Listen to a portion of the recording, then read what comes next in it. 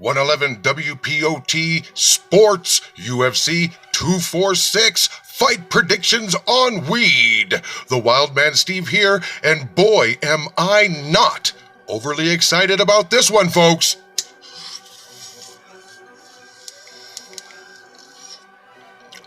Oh yeah, but weed always makes it better.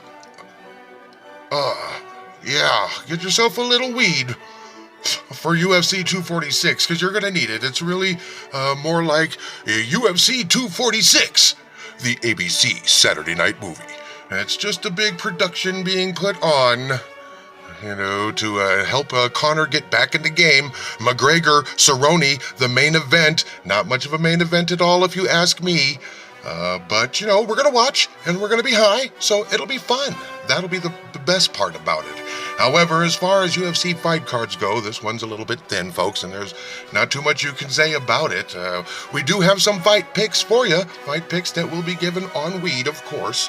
And, we're only going to do the main card, as it is kind of a thin-made card, and the prelims are even thinner, let me tell you that, guys. But hey, like I said, W.P.O.T. will be there. Will you be there? McGregor, Cerrone, a little late Christmas gift for Conor? Most likely, help him get back in the game. Hasn't won a fight in 3 years. They're looking to give him a stepping stone. But first up on the fights that night, of course, they're going to start off the evening with what seems to me like a fight I'd like to see. The only one I'm really interested in. And Andre Touchy-Feely goes up against Sadek Youssef. And I don't like Touchy-Feely. I think if you have a gay nickname and it's weak and simple and kind of corny, that's also the way that you fight. I think he likes to get touched, and I think he likes to get felt.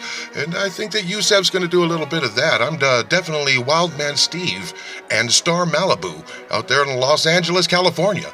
Both choose Youssef for the victory. And then next up on the card of UFC 246, not to get too excited, we have Claudia Gadelha trying to, mount her return to the upper ranks of the ladies' UFC. And she's taking on Alexa Grasso now, but I think Claudia Gadelha didn't really look very good in her last bout. I think she might be in for a big surprise against Grasso. I'm going to go ahead and put my money on Grasso, and so is Star Malibu. We both concur on this one. Alexa Grasso for the win by decision. And of course, next up on this spectacular card, it's going to be so expensive. It's going to be worth it, trust me.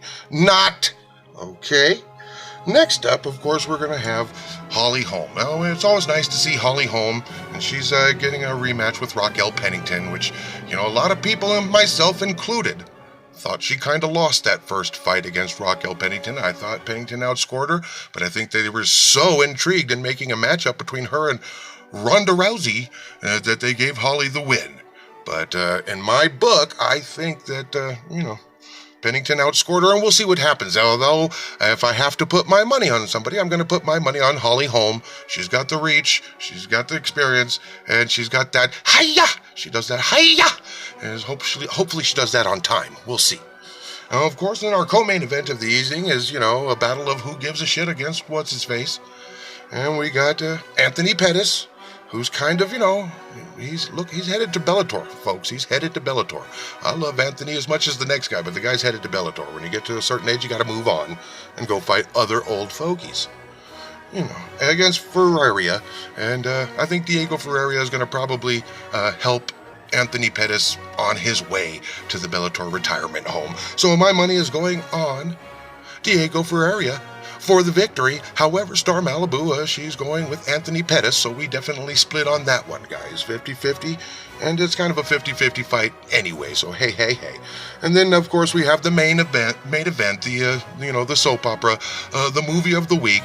Conor McGregor gets a late Christmas gift in the form of Donald Cerrone, who will clam up and let Conor score points and then probably take him out about the third round. I don't see it going 5, because nobody wants to see Conor gas out again.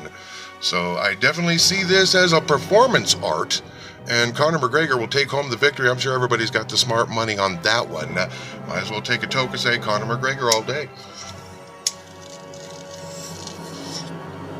But, I don't mean to be too hard on the card. Of course, the last card was so spectacular, it's really going to be hard to match up with this one. With that one. This one is going to seem a little dull compared to that amazing UFC 245, where Usman knocked that bigot in the jaw. Ooh, Colby oh, yeah. Colby got knocked into the WWE, folks. He hasn't really made a statement on film since the fight because, well, his mouth is broken. So we understand when your mouth writes a whole bunch of checks, your ass has to cash it. Well, you got to be ready to cash that check, baby. But you know what, Colby? You can always go star in a TV show with Ronda Rousey. I can see it now. The Colby and Ronda Show, where you guys are kooky roommates and you move in together and you have arguments over the milk. Yeah, and then like one episode you'll have a little slap fight, and the slap fight will get intense, it'll get serious, and it'll turn into a full-fledged, real, fake fight. And then, of course, Ronda will win, because it's a fake fight. But hey, it could be a quaint little comedy on the WB, the Colby and Ronda Show. Oh, well, tune in this Saturday night, guys. UFC 245. It's going to be good enough, and it's nice to see Conor come back. Let's see if he can actually get a win. He hasn't had a win in the UFC for nearly 3 years. And let's see if the mouth from the West, the notorious Conor McGregor, can take out Donald the Cowboy Stepping Stone Cerrone. I bet he can. 111 W.P.O.T. It's going to be fun. Not as fun as watching Colby or Ronda get beat up. I could watch Colby or Ronda get beat up over and over and over again.